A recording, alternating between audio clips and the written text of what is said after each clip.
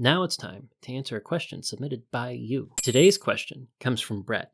Brett asks, why are not all potato meals created equal?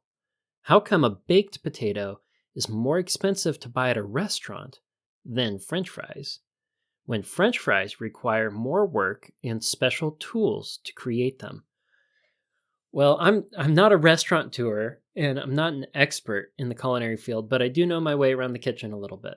And it's a really funny question. It's something that I've liked to think about a little bit. French fries, they require a deep fat fryer. You could make French fries at home, sure, in the oven, but you're not going to ever be able to recreate McDonald's French fries. McDonald's popularized French fries as a side because potatoes are relatively cheap for a restaurant. And if they install a fat fryer, it's something that they can kick out fast, and it's something that they can do on the cheap. And it's something that most people aren't going to be making in the kitchen. So it makes quite the nice draw. You drop the price of that, and all of a sudden you have quite the attractive product for people to come and buy.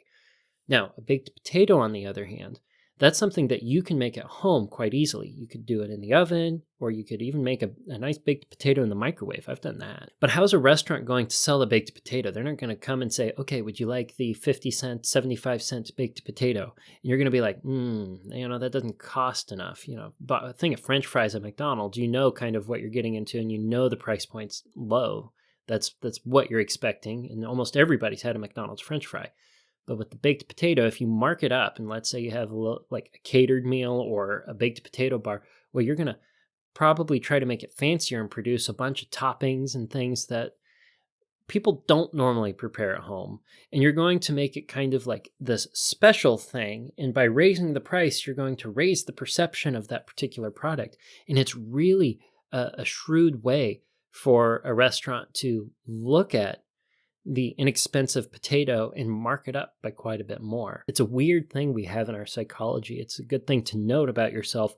When you see something that's more expensive and you're comparing things that are alike, like potato products, you look at the baked potato and you say, well, this baked potato over here costs $8. Meanwhile, the French fries over here cost like $1 or $2.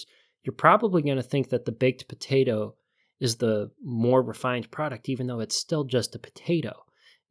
By just putting a bigger price tag on it, even if it's ridiculous for the raw potato component of it, you're going to perceive that it's something of higher value just because it's got a bigger sticker on it. Eating out, in my opinion, is more a form of entertainment than it is a form of necessary sustenance. When I go out to eat and I'm looking over the menu, I typically pick something that I wouldn't normally make at home, or something that I couldn't make at home.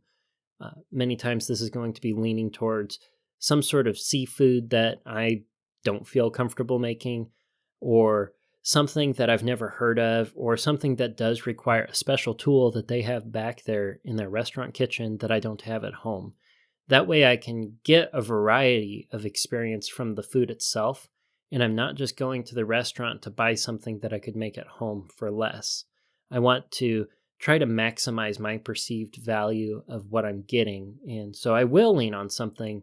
If they're selling French fries at the sit-down place, and I really like their French fries and I can't make French fries like that at home, I'll probably order that and save them difference on it than what they might upcharge for a baked potato.